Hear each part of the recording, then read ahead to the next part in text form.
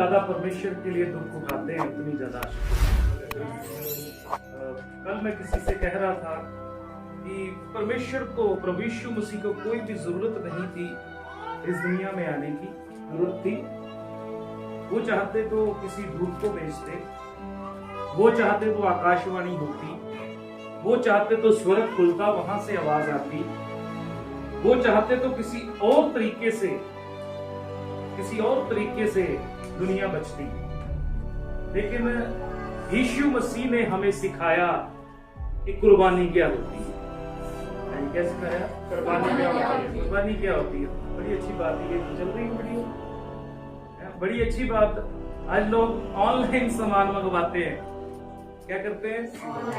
Online सामान मंगवाते हैं। अपने घर में एसी में बैठ के अपना मोबाइल खोलते हैं और उसमें ऑनलाइन ऑर्डर करते हैं, और जब सड़क के ऊपर वो बंदा डिलीवर करने के लिए पहुंचता है, अब उसे बोलते भैया गली में आ जाओ, भैया थोड़ा सा आगे आ जाओ, एक घर छोड़ के दूसरा घर हमारा है, वहां तक पहुंच जाओ। और वो भैया भी वहां तक पहुंच जाता है और वो थोड़ा सा अपना दरवाजा खोलते हैं, वहीं पे ही उसे पैसे देते और अपना सामान पकड़ के। ऐसे लोग ऑनलाइन मसीह, ऑनलाइन अपने घर में एसी वाले रूम में बैठ के परमेश्वर से सब कुछ पा लेना चाहते हैं। लेकिन परमेश्वर का वचन क्यों कहता है संगति के लिए? परमेश्वर का वचन क्यों कहता है कुर्बानी के लिए? परमेश्वर का वचन क्यों कहता है मेल मिलाप के लिए? क्या कारण है बड़े बड़े चर्च बनाए जाते हैं? हाँ जी, क्या कारण है यीशु मसीह के इस दुनिया में आने का? क्या कारण है इस बात को कहने का कि लोमड़ियों के छुपने के, सर रखने के लिए, छर छुपाने के लिए भट्ट होते हैं, उनके लिए फिर छतें होती हैं, लेकिन मनुष्य के पुत्र के लिए सर धरने के लिए कोई भी स्थान नहीं।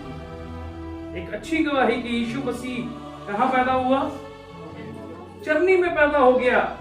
जहां पर पशु रखे जाते हैं वहां पर आ गया हमारा राजाओं का राजा। हम दुख नहीं सह सकते, हम परेशानी नहीं सह सकते, हम अपनी नींद नहीं छोड़ सकते, हम अपने आप को 2 घंटे 2.5 घंटे के लिए तकलीफ नहीं दे सकते।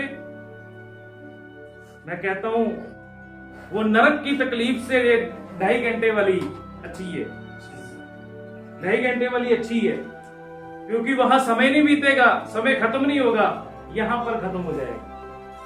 और मैं कहता हूं जो यहां पर ध्यान लगाकर बैठता है ना प्रभु में, वो आनंदित होता है, वो पसीने में भी आनंदित होता है, गर्मी में भी आनंदित होता है, परमेश्वर के नाम को महिमा देता रहता है, क्योंकि परमेश्वर उसका ध्यान गर्मी की तरफ लगने नहीं देता, गर्मी की तरफ लगने नहीं देता। जब तक पतरस का ध्यान प्रभु यीशु मसीह की ओर था, पानी पर चलता जा रहा था। क्या कर रहा था? पानी के ऊपर चलता जा रहा है, चलता जा रहा है, चलता जा रहा है। जैसे ही उसने ध्यान तोड़ा, जैसे ही उसने परेशानी की ओर देखा, जैसे ही उसने हवा की तरफ देखा, जैसे ही उसने पानी की तरफ देखा, जैसे ही उसने लहरों की तरफ देखा, डूबना शुरू हो गया। उसी पानी के ऊपर वो चल रहा था क्योंकि यीशु मसीह को देख रहा था, लेकिन कुछ ही समय के बाद वो डूबना शुरू हो गया। कारण क्या था?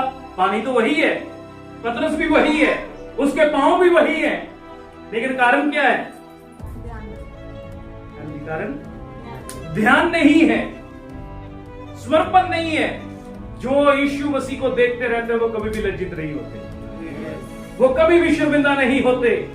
उनके लिए परमेश्वर लाल समुद्र को 2 हिस्सों में कर देता है, उनके लिए परमेश्वर बड़े बड़े काम कर देता है, उनके लिए परमेश्वर खुद आ खड़ा हो जाता है, उनके लिए परमेश्वर शेरों के मुंह को बंद कर देता है। हमारा समर्पण हमें परमेश्वर के योग बनाता है।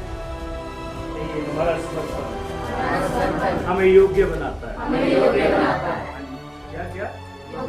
हमारा कब का समर्पण? हाँ जी, कौन सा समर्पण? डेली का समर्पण, या कभी कभी का समर्पण, या 1 घंटे का समर्पण, या 24 घंटे का समर्पण, या 7 दिन का समर्पण? कितनी देर का? हर समय का, हर घड़ी का समर्पण हमें परमेश्वर के साथ मिलाएगा। हम कई बार अपने आप को समर्पित करके भूल जाते हैं, कई बार हम बपतिस्मा लेकर भूल जाते हैं, कई बार परमेश्वर को हम अपना जीवन देकर भूल जाते हैं कि हमने भी प्रभु को अपना जीवन दिया था। वो अपनी चाल खुद चुन लेते हैं, वो अपना रास्ता खुद चुन लेते हैं।